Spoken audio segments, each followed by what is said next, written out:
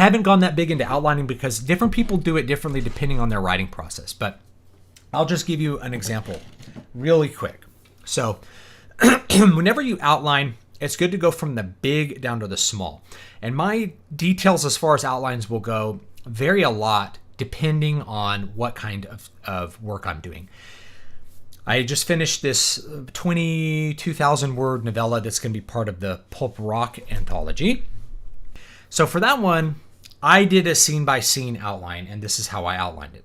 In fact, let me just see if I can find it. I'll just give you an example. Now, as I'm writing it, these details get a lot more fleshed out in the prose process. I don't do as detailed an outline as some people do. But other people will go and do like way more detailed stuff than this. I just called it music story planning document, and I just started, it's going to be a story about music. So I started with the big idea. I did like a setting, and then I had like a distant future. I wrote a bunch of notes about what I imagined for it, this kind of stuff, the 20s, they have these like entertainers who can travel between these empires, and therefore a few of them are basically hired to be spies. I have a list of characters here. I actually had more characters than this, and I deleted some because I wanted to shorten the book because I felt like it was getting too long. So I deleted these as I went along. This was originally longer, but we have the big ones here. So setting, characters, plot, just like that thing here. And then for the plot, I went scene by scene. And as I clicked through each scene, as I went through each scene and covered these things, I highlighted them. And in some cases, I would highlight them as I would strike this out as I felt like that wasn't going to work as I'm drafting. So as you get to the process of writing the prose and writing the dialogue, you start to realize that some things you're not going to use and some things you are going to use. And then as I'm writing down here, I have a set of revision notes. This is things I'm going to add when I go back in, ideas that come up while I'm drafting. I put them in, I don't go back and fix them there. I put them in the revision notes. Then when I go back and edit, I put those things in, or I take those things out, or I alter the things that I make a note about. That way the drafting process for me always starts at the beginning and goes to the end. Now, this is a more detailed outline. It has all the scenes here. As you guys can see, there's like 12 different scenes, I guess. But I ended up in the document breaking these things up into, let's see if I can find the document here.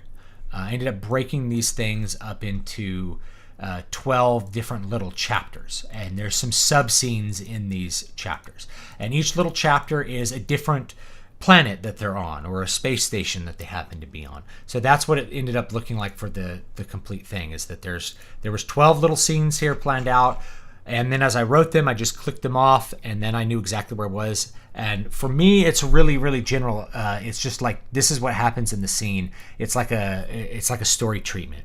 Other people go to like much more fine detail even than this, and other people, it's much more loose. When I'm doing a bigger book, I tend to do things a little bit more loosely. It's rather than having a bunch of scenes or chapters, I don't go to that detail.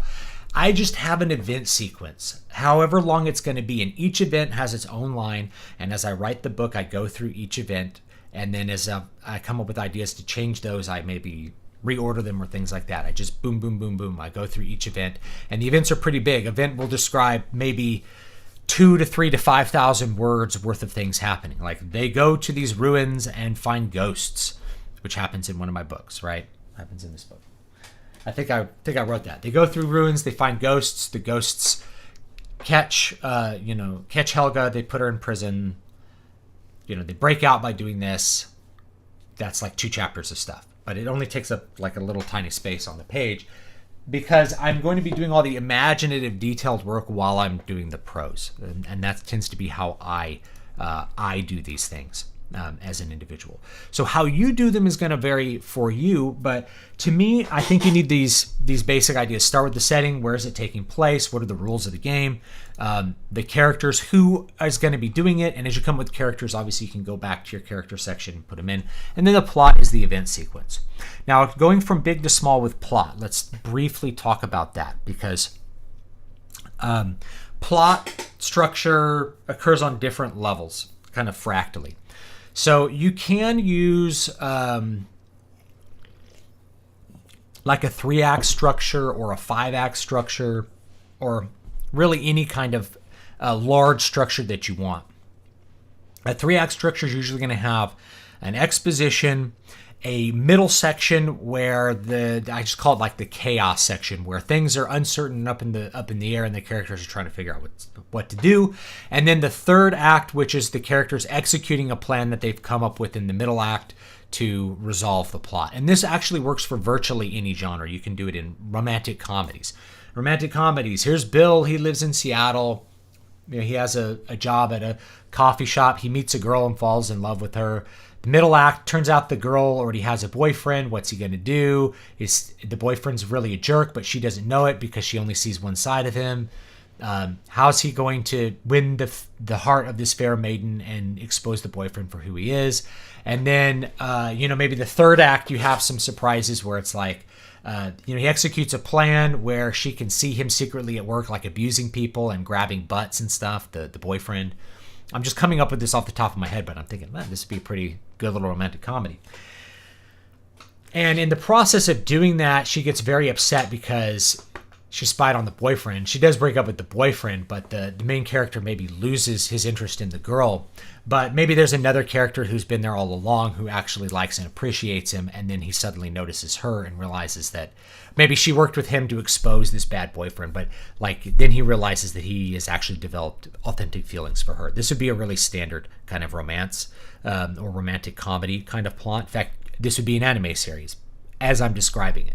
You could make an anime series out of this. It would be like, 2 characters, Yoshi and Sakura, team up to get rid of the boyfriend of this other character, and they do it, and then at the end, Yoshi figures out that he likes Sakura, and they kiss and tell each other that they love each other and they have an authentic love. It's kind of like, actually, Toradora has basically that plot, but just like kind of reversed. Rather than trying to get somebody to break up with somebody else, it's like they're trying to help each other get the person they have a crush on, and then at the end they figure out they've developed a more authentic love with each other. So that's the big structure. And then when you go there, you go to Act 1, and then you can break it down. This happens, this happens, this happens, this happens. Here's the transition to Act 2, where the conflict really comes into bloom, where the character realizes he's in love. That's the transition into Act 2. And then the transition into Act 3 is we've come up with a way, we've come up with a plan, and we're going to execute that plan. And usually with Act 2, you have like kind of things that get thrown in the mix that stop the characters. And so then from there you can go to Scene 1. Scene 1, Bert's in the coffee shop. He meets a girl. She offhand mentions how much she likes his favorite band. He ends up having this long conversation with her. Scene 2, they meet randomly somewhere else, and they make another connection, and funny things happen. You come up with jokes that happen in the middle of it. Like Scene 3, he realizes he's in love. Scene 4, he sees her with a boyfriend, and then that's the transition into Act 2. What's he going to do about it? So anyway, there's an example of how to efficiently plan and outline a novel. And depending on how long or how short you want the novel to be, obviously you're going to have more scenes, more details, more big plot structures. There's different plot structures. I've gone over this in some other videos, and this is an Odyssey. So an Odyssey is basically it's through composed. Each chapter is a different adventure. The best example in popular fiction is The Hobbit. Bilbo starts at his house. Each chapter is an adventure on the way to the final goal of the mountain. This is the final goal of getting the Water of Awakening to save her dying husband. Bunch of adventures on the way, maybe adventures on the way back. That's an Odyssey format. Just like how Odysseus is trying to get home to get home to Ithaca, and he has a bunch of things that stop him on the way. This one has a 3-act structure, like what I was talking about. The first act is, Prince Michael is in a position where he's been disgraced in a battle, and he thinks that his father's being betrayed, and he sets about to try to stop it. Act 2, turns out he couldn't stop it, and then ends up on the outs and being a fugitive from his own brother, and he comes up with a plan for how to get back in and to save this kingdom from his evil brother. Act 3, he starts to execute that plan, and there's a bunch of obstacles that happen on the way. At the end of Act 3, there's a big battle that decides everything. And that's how that works. It's broadly a 3-act structure with lots of little details that go in the middle there, lots of little adventures that happen on the way. Muramasa Blood Drinker is a 5-act structure, and I have it broken down into 5 acts. The first act is really exposition.